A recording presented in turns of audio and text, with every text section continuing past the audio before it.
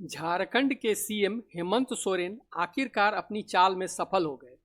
JPSC और JSSC की कई परीक्षाओं को रद्द करने की घोषणा करके छात्र आंदोलन को नाकाम कर दिया।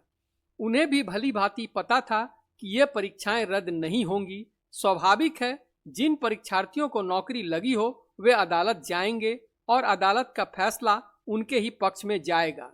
जब तक सीएम के आदेश पर स्टे नहीं लगेगा तब तक वे गिने चुने 1000-2000 लोग जिनकी नौकरी खत्म होगी हल्ला गुल्ला मचाएंगे, मगर कोर्ट से स्टे मिलते ही शांत हो जाएंगे। हुआ भी कुछ ऐसा ही। चूंकि झारखंड का छात्र आंदोलन बढ़ता ही जा रहा था और हेमंत सरकार के लिए खतरे की घंटी बज उठी थी, तो पहली प्राथमिकता इस छात्र आंदोलन को शांत करना था। तो आनन फानन में नियुक्तियां रद्द करने की घोषणा कर दी। छात्र इसे अपनी जीत बताने लगे और जश्न मनाने लगे। बड़ी संख्या में जुटे छात्र अपने घर वापस लौट गए। यही तो चाहती थी हेमंत सरकार। जिस मांगों को लेकर के हम लोग संवैधानिक और शांतिपूर्ण तरीके से जो आंदोलन कर रहे थे, वो हमारे सारे मांग पूरी हुई और हम लोग आज अपना शांतिपूर्ण आंदोलन को स्थगित करने का घोषणा करते हैं। जेएलकेएम के देवेंद्र नाथ इस आंदोलन में एक बड़ा नाम बनकर उभरे थे। कई दिनों तक भूख हड़ताल की, मगर परिणाम क्या हुआ? उनकी भी हवा हेमंत सोरेन ने निकाल दी। यहाँ तक कि जेएलकेएम सुप्रीमो जयराम महतो को भी बेवकूफ बना दिया। परीक्षा रद्द होने से जयराम महतो भी खुश थे। उन्होंने अपनी सहानुभूति भी उन छात्रों के प्रति जताई थी जो अपनी मेहनत से परीक्षा में सफल हुए थे। 2000 के आसपास सीजीएल के अभ्यर्थी पास आउट थे जो ज्वाइनिंग कर चुके थे। उनमें से 500 फैक्ट हैं, 500 जेन्युइन अभ्यर्थी हैं, 500 शायद गांव के किसी गरीब किसान मजदूर के बेटे बेटियां हैं। इस बात को मैं मानता हूं। उनके लिए मेरा खेद है। अगर खाने में जहर मिला है तो अब जहर को अलग थोड़ी करेंगे, खाना ही बेकार हो जाता है। रद्द मना रद्द, उसमें हम और दूसरा कमिटमेंट नहीं कर रहे हैं।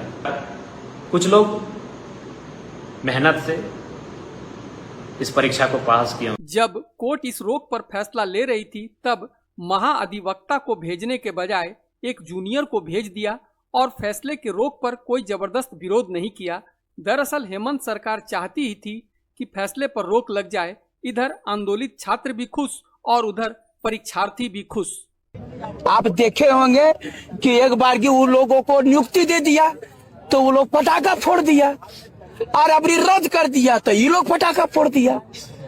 आज जो है सो फिर स्टे लग गया, फिर उसे पटाखा फोड़ दिया, फिर कल रद्द हो जाएगा, इधर पटाखा फूट जाएगा। ये अटाका फटाका फूटा फूटी। हमारे देश का कानून भी कहता है कि 100 अपराधी भले ही छूट जाएं, मगर एक निर्दोष को सजा नहीं मिलनी चाहिए। निसंदेह इन परीक्षाओं में बड़ा घोटाला हुआ, मगर ये भी सच है कि कई ऐसे भी छात्र थे जिन्होंने अपनी मेहनत से सफलता पाई थी। तो कानून के हिसाब से भी उनके साथ नाइंसाफी कैसे हो सकती है? एक विचारणीय सवाल यह भी कि क्या इन लोगों को ये पता नहीं था कि ये परीक्षाएं रद्द नहीं होंगी? जिन नियुक्तियों को परीक्षार्थियों ने कोर्ट केस लड़कर लिया था, उसे सरकार भला कैसे रद्द कर सकती है?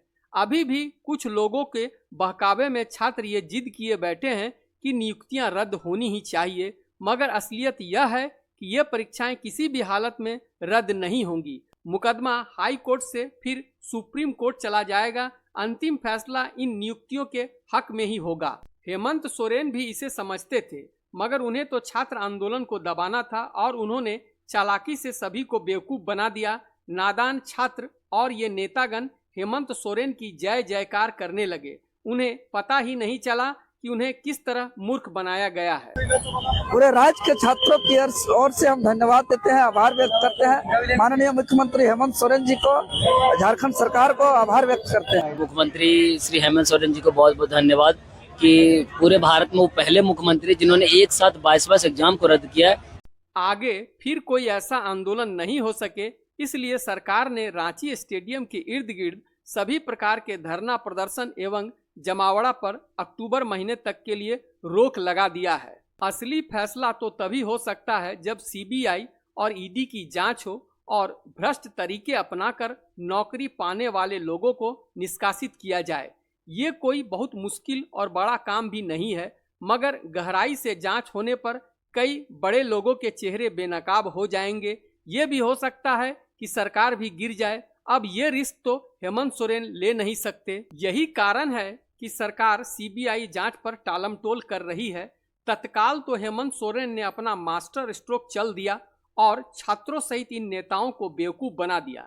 छात्रों का ये आंदोलन और भूख हड़ताल बेकार हो गया है। वास्तव में छात्रों की मांग ही गलत थी और जो नेतागण इसमें शामिल थे उन्हें भी राजनीति की असली समझ नहीं है। जो भी पेपर लीक हो रहे हैं, चाहे वो राज्य में हो या देश में, स्टूडेंट्स की दो ही मांग है कि परीक्षाएं रद्द हो और जो भी चेयरमैन और मिनिस्टर हैं वो इस्तीफा दें। मगर इससे सरकार पर क्या कोई असर पड़ता है? बिल्कुल नहीं। जब तक ये मांग नहीं उठेगी कि जहां भी पेपर लीक हो पूरी की पूरी सरकार को इस्तीफा देना होगा और ये कानून बन जाए, तब देखिएगा कितनी मुस्तैदी से परीक्षा होती है। जब तक इसकी जांच में सरकार नहीं झुलसेगी तब तक कुछ भी सुधार संभव नहीं है, क्योंकि ये खेल इतना बड़ा है और इसमें इतना पैसा है कि जब तक कुर्सी दांव पर न लग जाए तब तक कुछ भी ठीक नहीं होगा।